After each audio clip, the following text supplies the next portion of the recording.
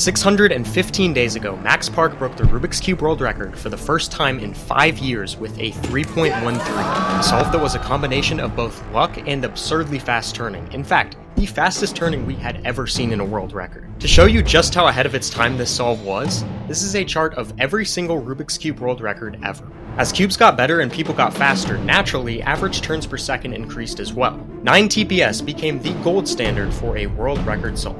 And if you could turn as fast as Max did in his 3.13, 10.5 turns per second, you've got yourself a world record that was somehow ahead of its time in the most competitive era cubing has ever seen. And then, there's Yiheng Wang. Because yesterday, in a moment we have waited 2 years for, Yiheng Wang broke the Rubik's Cube world record, turning at 14.61 turns per second. This solve breaks all of the rules we thought there were for a world record. For perspective, there are only 3 individuals who have ever hit 14 TPS in an official solve, and one of them just pulled it off in the fastest solve of all time. But it's not his ability to turn this fast that made this solve an anomaly, because the problem with the world record has always been that you need an absurd amount of luck to break. And as luck increases, the number of moves you have to do to solve the cube decreases, meaning you turn slower. Or so we thought. The last 3 world records before this were 35, 31, and 33 moves. Yiheng's 308 was 45 moves. And we are incredibly lucky this was only a 3.08. Yiheng has been on world record pace 10 plus times now. But you can see the look on his face after the solve. He knows this could have been better. Because on top of all this, we now have a world record where the solver made a mistake that cost him the world's first sub 3.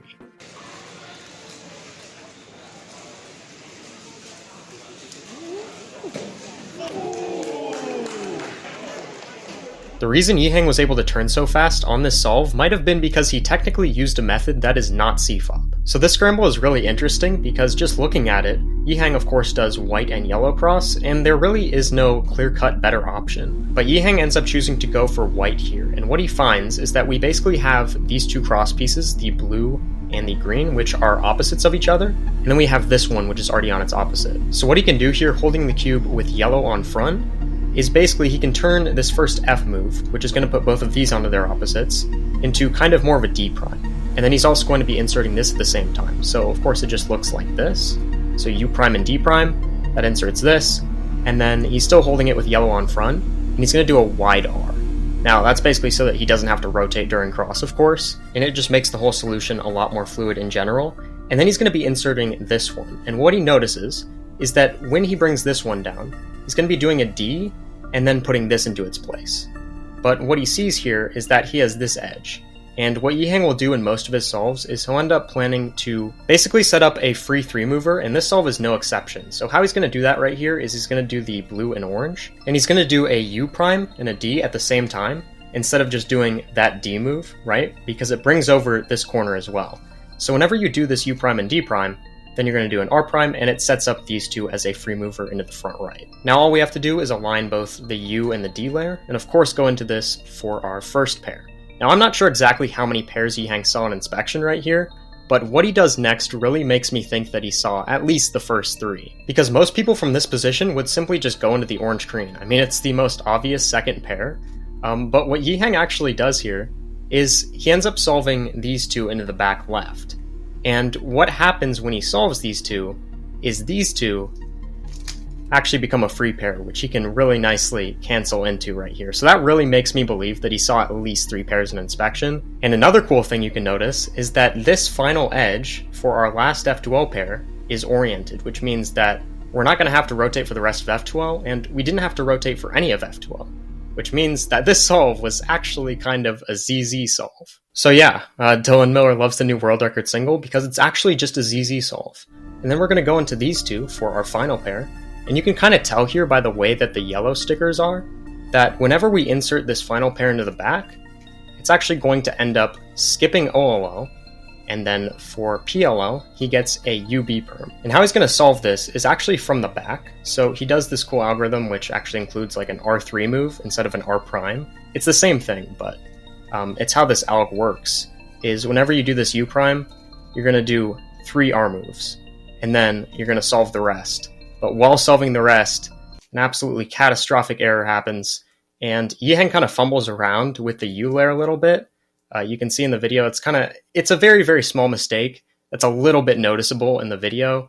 And then he goes into the final 2 moves, sets the cube down, a new world record after 2 years, 3.08. Yiheng has gotten so many 1.8, 1.9 second F2Ls, this one was 1.8, that we kind of expected something like this to happen when he finally was blessed with the skip. It was pretty much just a matter of when, and unfortunately, when he did end up getting it, he locked up, and still got the world record.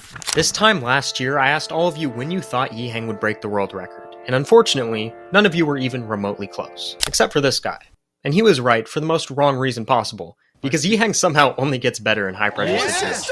What is extremely frightening about this solve is that it's a huge outlier based on what's normal, how lucky you're expected to get when you break the world record. The scramble itself isn't remotely lucky, and as I mentioned a month ago when I kind of predicted this would happen, every single one of the last 10 world records have all featured a PLL skip, except for 2. One of these is Felix's 473 from 2016, which had no skips whatsoever, but the other is from the guy sitting next to him, Wang, who in 2013 broke the world record with a solve that was eerily similar to Yiheng's, an OLL skip into U-perm. PLL skips are more frequent than OLL skips and are generally regarded as being faster than them. It doesn't take a genius to realize that Yiheng has been on a ton of paces that are faster than 308, assuming he was blessed with a PLL skip, something that had a higher likelihood of happening than what he actually got. We have been so desensitized to numbers like 14.1 TPS that we completely forgot what we all believed just a couple of years ago. Right after his 473, Felix Zemdeg stated that the peak, the human limit of turns per second,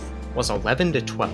Turning faster than that was seen as impossible on any solve. On a world record where TPS is nerfed, 11 to 12 TPS was out of the question, and it was never close to ever being reached. The weird thing is, everyone thought the next world record would be sub 3. Considering the insane amount of changes and improvements we've seen between 313 and now, the fact that it took as long as it did is honestly shocking. I was expecting a monumental drop. The world record single is the most sought after world record, but was also one of the longest overdue in all of cubing, which should just go to show how much further it will be pushed in a very short amount of time. Most likely by one man and one man only.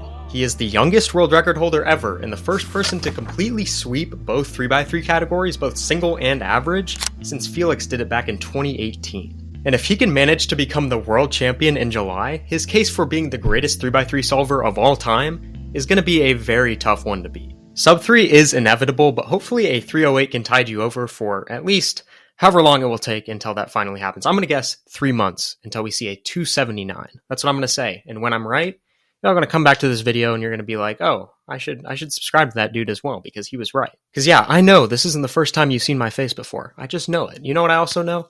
I know that you're slower than a 6-year-old. You won't accept it, but it's the truth. And you honestly should just accept it. But anyway, yeah. Besides that, that's about it. See ya.